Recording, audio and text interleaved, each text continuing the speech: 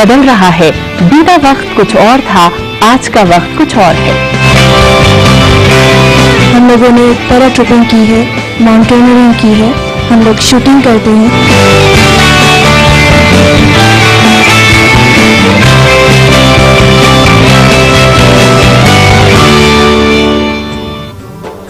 नमस्कार, स्मिता के एक और नए अंक में मैं सनीना आप सबका स्वागत करती हूँ। कुछ लोगों का कहना है कि स्त्री मन की अभिव्यक्ति का एकमात्र माध्यम केवल कला ही नहीं है, जबकि आधुनिक स्त्री आज भी साहित्य और कला में ही मुक्ति खोजती है। उसका विश्व के प्रति, अपनी कला के प्रति एक खास दृष्टिकोण होता है और ये नजरिया उसे औरों से जुदा करता है। इसमें कोई दो राय नहीं कि मौजूदा स्त्री विमर्श की जड़ें गहरी हैं और ये विमर्श और ये सोच सामाजिक बदलाव की बयार कुछ हद तक ला पाए हैं। क्या औरत के मुद्दे सभी के मुद्दे हैं? क्या उन मुद्दों को औरत के उन तमाम मुद्दों से जोड़कर देखा जा सका जो अब तक पसे पर्दा थे? लेखन में जिस आजादी, आत्मनिर्भर निर्भीकता का वो इरादा करती है, क्या वो उसे कागज पर उतारने का साहस कर पाई है? और इस दौरान जो तजर्बे थे, जो संघर्ष थे, क्या वो उसे उसके अज़्म से डिगा पाए? जानने की एक कोशिश अस्मिता के आज के अंक में।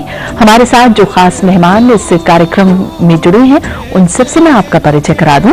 हमारे साथ हैं अनामिका जी, आप जानी मानी कवित्री हैं। स्वागत है आपका अनामिका जी अस्मिता कार्यक्रम में। हमारे साथ हैं मैत्री पुष्पा जी, आप एक जानी मानी उपन्यासकार हैं और स्त्री मुद्दों पर आप लिखती रही हैं, बेबाक राय रही है आपकी। स्वागत है मैत्री जी अस्मिता कार्यक्रम में। और हमारे साथ हैं विभा देवसरे जी, आपका बहुत बहुत स्वागत है। आप लेखिका हैं और मानवाधिकार आयोग द्वारा आपको स्वागत है, बेटी के लिए अवार्ड दिया गया जिसमें आपने बेटियों से जुड़े मुद्दों को उठाया। खुशामदीद विभा जी अस्मिता कार्यक्रम में। हमारे साथ हैं महेश भारद्वाज जी, आप सामयिक प्रकाशन से आते हैं। स्वागत है महेश जी अस्मिता कार्यक्रम में। और हमारे साथ हैं विमल कुमार जी, आप कवि पत्रकार हैं, मैं आपको खुशामदीद कहती हूँ विमल जी अस्मिता कार्यक्रम में। और हमारे साथ जुड़े हैं जामिया मिल्लिया इस्लामिया के नौजवान स्टूडेंट और साथ ही जेएनयू के जुझारू स्टूडेंट्स जो आपसे सवालों का दौर जारी रखेंगे। आप सबको भी मैं खुशामदीद कहती हूँ। इससे पहले कि हम अपने इस कार्यक्रम को आगे बढ़ाएं, आइए हम नजर डालते हैं अपनी इस खास रिपोर्ट पर।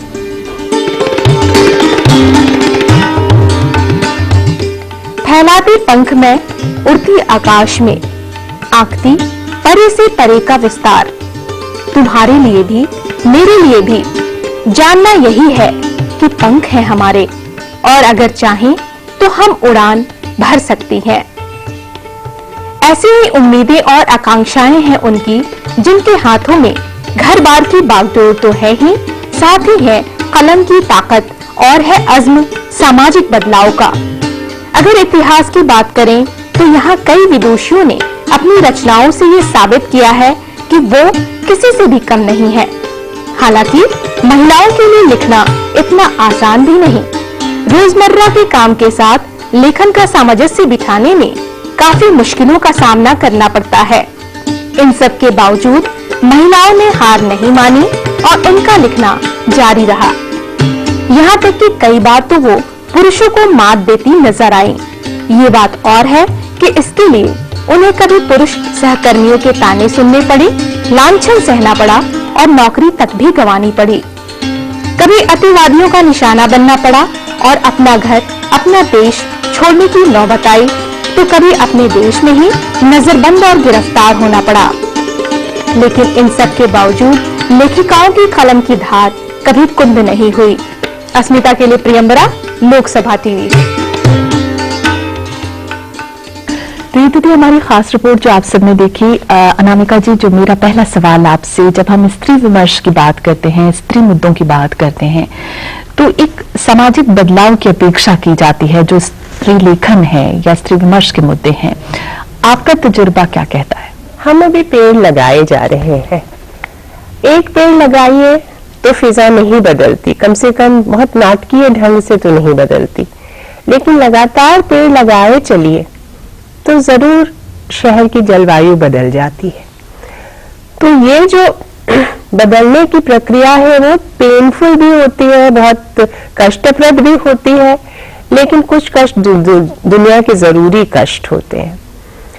लोगों एक पूर्वाग्रह है पढ़ी लिखी लड़कियों या लिखने पढ़ने वाली लड़कियों या पब्लिक स्फीयर में काम करने वाली लड़कियों, औरतों के लिए कि ये घर फोड़ने वाली और दिल तोड़ने वाली स्त्रियों का हुजूम है। जबकि वस्तुस्थिति ये है कि दिल की भी सरहद बड़ी की है इसने और घर की भी सरहद बड़ी की है। पहले स्त्रियां सिर्फ तन मन से सेवा करती थी, अब तन और सिर्फ अपने घर की, अब तन मन धन से सेवा करती है और सिर्फ घर की नहीं, परिजन पुरजन पूरी दुनिया की। अब सिर्फ परिवार जो है वो यौन संबंधों और रक्त संबंधों तक सीमित नहीं है, उसमें उस परिवार में सारे वंचित जन शामिल है, तो उसके आंचल के नीचे पूरा संसार समाया हुआ है। न्याय की जो अवधारणा है वो स्त्री के मन से जब गुजरती है तो ममता से वो लहालोट हो जाती है, लेकिन ये ममता, ये स्नेह जो है वो बहुत जगह ट्रिवियलाइजेशन का शिकार होता है, मिसअंडरस्टैंडिंग का शिकार होता है। आप तो किसी, क्या कहता है स्त्री विमर्श या कोई भी विमर्श, जो राजापुरी ने सिकंदर से कहा था हमसे ऐसे मिलो जैसे एक राजा दूसरे से मिलता है, लेकिन कोई भी एक राजा दूसरे, एक लेखक दूसरे से ऐसे नहीं मिलता जैसे एक राजा दूसरे से मिलता है। बहुत अच्छी बात आपने कही, वो हमेशा खुफिया की तरह मिलता है। बहुत अच्छी बात आपने कही। मैत्री पुष्पा है हमारे साथ। मैत्री जी, बहुत से मुद्दे आपने भी उठाए यकीनन, और ऐसे मुद्दों को उठाने की आपने हिम्मत की जो अब तक पसे पर्दा थे, पर्दे के अंदर थे। आप उन मुद्दों को उठा के लाके आपने लोगों के सामने रख दिया। किस तरह का संघर्ष और क्या कुछ सुनना पड़ा? सुनने की तो परवाह नहीं की और पता था कि सुनना पड़ेगा, क्योंकि जब बदलाव की बात करते हैं तो बहुत कुछ टूटता फूटता है, और जब टूटता फूटता है तो अच्छा नहीं लगता लोगों को। एक वो जमाना था जब स्त्री ने एक किताब लिखी थी और अपना नाम नहीं लिखा था, अज्ञात हिंदू औरत, ये लिखा था। मेरे मन में भी कई बार ऐसी बातें आई थी कि कुछ बातें जो मैं लिखूं अपने पति के नाम से लिख दूं ना, फिर तो दिक्कत नहीं आएगी। एक स्त्री के नाम से लिखूंगी तो जरूर दिक्कत आएगी, लेकिन जो लेखन होता है वो दिक्कतों को पार करते हुए जाना ही होता है। वो आग का दरिया है और वो क्या है, डूब के जाना है। तो इस तरह की चुनौतियां मुझे मालूम थी, लेकिन जो आपके इसमें भी जो धुन बजती है कि ये बदलता समय है और हम लिख रहे हैं तो किस लिए लिख रहे हैं। मैंने वो लेखन भी देखा जो आ रहा था, स्त्रियों की कलम से आ रहा था। महादेवी वर्मा ने लिखा, सुभद्रा कुमारी चौहान ने लिखा, कृष्णा सोबती ने लिखा, मनु भंडारी ने लिखा, और फिर मृदुला गर्ग, चित्रा मुदगल, ये सब लोग आए लिखता अपनी अपनी सामर्थ्य के अनुसार, अपने अपने नजरिए के अनुसार सबने लिखा। लेकिन मुझे थोड़ी सी एक जगह खाली मिल गई। वो एक तो थी कि खुल के हम अपने निर्णय को ले पाते हैं कि नहीं। अपने शरीर का निर्णय, मन का निर्णय तो था, लेकिन शरीर जब बाहर जाएगा, घर की चौखट लांघेगा, तभी तो वो फैसला लागू होगा। मन में तो हम बहुत कुछ सोचते रहते हैं, एक बात। दूसरी बात, गांव की स्त्री यहाँ कहाँ है, क्या उसको नहीं आना चाहिए? तो एक स्त्री की कलम से गांव की स्त्री कैसे आएगी? दूसरे कि गांव की स्त्री क्यों जरूरी थी? क्योंकि वो श्रमशील होती है। और एक हमारे यहाँ ये एक भ्रम है कि जो नौकरी करती हैं, जैसे कहते हैं आर्थिक आत्मनिर्भरता, जो नौकरी करती हैं वो ही मानी जाती हैं आर्थिक रूप से आत्मनिर्भर, जो तनख्वाह लाती हैं महीने में। लेकिन मेरा कहना है कि जो श्रम करती हैं खेतों में, खलिहानों में, वो भी आत्मनिर्भर होती हैं। और वो बदलाव किस तरह लाती हैं, ये मैं लाई थी, ये मैंने लिखा था। अब सुनना ये पड़ा कि गांव की स्त्री इतनी प्रबुद्ध कैसे हो सकती? सुनना तब भी पड़ा। विभा देवसिरे जी हैं। विभा जी, आपने तो बेटियों के मामले भी काफी उठाए हैं, औरत के अधिकारों की बात की है। अधिकार मांगना कितना बड़ा अपने आप में एक संघर्ष। अभी मैत्री जी के ही अंतिम वाक्य से मैं शुरू करूंगी। ये बुंदेलखंड की लेखिका हैं और वहां से एक पेपर निकलता है, खबर लहरिया। उसमें उन्हीं की भाषा में, बुंदेली भाषा में, उनकी विचारधारा और वो क्या कर सकती हैं, क्या उनकी इच्छा है, इस तरह का बहुत अच्छा उसमें कवरेज होता है। और उसे देख के आनंद मिलता है कि जिस लेखन को हम जनमानस तक पहुंचाना चाहते हैं वो अब पहुंच रहा है। इसके अतिरिक्त अभी एक बिहार की लड़की सुशीला राय ने अपनी अनकही कहानी लिखी है, वो पुस्तक आई है, बेबी हालदार से सभी परिचित हो चुके हैं। तो ऐसा नहीं है कि समय को हम पकड़ नहीं पा रहे हैं या समय हमारे संग नहीं चल रहा, वो चल रहा है, पर सामंती मनोवृत्ति जो है पुरुष समाज का जो एक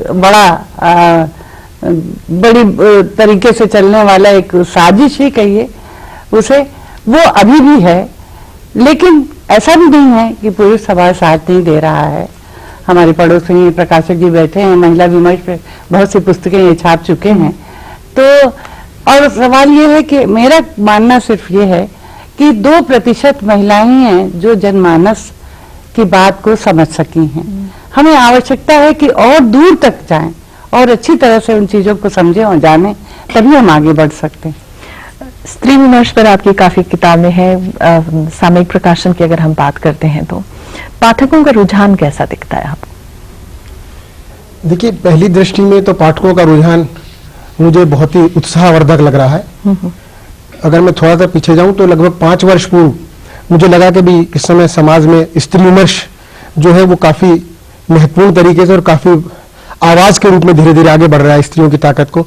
तो हमने ये निर्णय लिया प्रकाशक के रूप में हमारी उसने कि भी स्त्री विमर्श से रिलेटेड किताबें भी हमारे यहाँ प्रकाशित की जाए।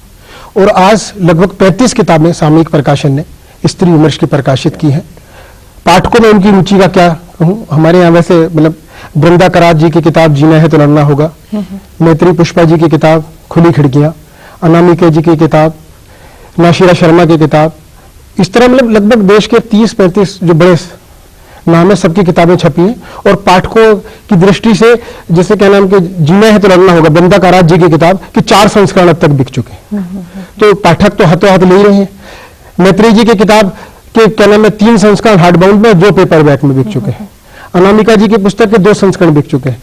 तो मैं इसलिए नहीं कह रहा हूँ, इसलिए बताना चाह रहा हूँ कि संस्करण दर संस्करण किताबों के 5 वर्ष में बिक रहे हैं और इतनी बड़ी श्रृंखला हमने, तो पाठकों में बड़ा उत्साह है। और इस स्त्री विमर्श या स्त्री की जो बदलती हुई शक्ति को धीरे धीरे समाज पहचान रहा है। और हमारी जो युवा साथी हैं या हमारे युवा, इनको कहने में ये मुद्दा या ये विमर्श इस समय सबसे बड़ा विमर्श के रूप में लग रहा है। विमल जी हैं, एक पत्रकार भी हैं, कवि भी हैं, कैसे आंकना चाहेंगे आप इस यात्रा को, महिला लेखन की यात्रा, और अगर स्त्री विमर्श के मुद्दे पर हम बात करें? देखिए, ऐसा है, हिंदी में पहले से भी बहुत सारी लेखिकाएं थीं, वो कहानी उपन्यास लिखती थी, कविताएं लिखती थी, लेकिन मेरा मानना है कि उन लेखिकाओं पर फोकसिंग जो होना चाहिए, ध्यान केंद्रित, लोगों का ध्यान दिलाना, वो हिंदी साहित्य में उस तरह नहीं होता था। इससे मैं आपको उदाहरण बताऊं कि प्रेमचंद की पत्नी शिवरानी देवी भी लेखिका थी, आज उनकी किताबें उपलब्ध नहीं है।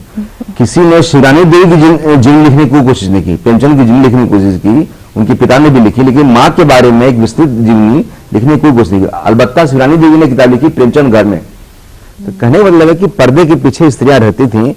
आप देखिए महादेव वर्मा का उदाहरण देख लीजिए, छायावाद में 4 कवियों का जिक्र होता है, महादेवी को 4था स्थान दिया गया हिंदी साहित्य में, लेकिन हमारा मानना लगा, और अब आजकल बहुत सारे लेखक मान रहे हैं कि महादेवी वर्मा को 3रा स्थान मिलना चाहिए था।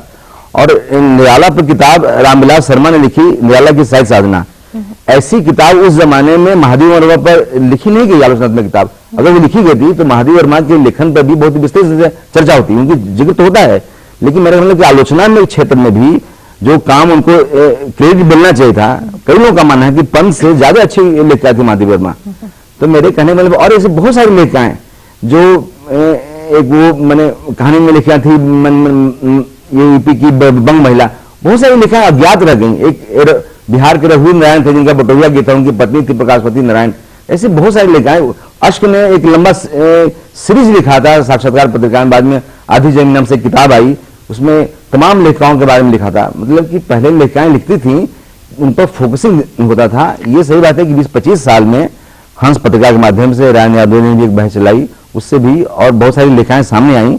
पिछले 20-25 साल में बहुत सारी कवित्रियां, महिला पत्रकार बहुत सारी आई, और जो पूरा पॉलिटिकल एम्पावरमेंट जो शुरू हुआ, तो समाज में राजनीतिक स्तर पर भी बहस हुई, नारी विमर्श के बारे में, तो इस तरह से साहित्य में भी बहुत सारी लेखाएं और उनका ध्यान उस तरफ गया है। कहीं ना कहीं आपको ये लगता है कि 20-25 साल का जो ये स्पैन रहा, इसमें औरतों को लिखने या उनको पहचाने जाने का एक दौर शुरू हुआ।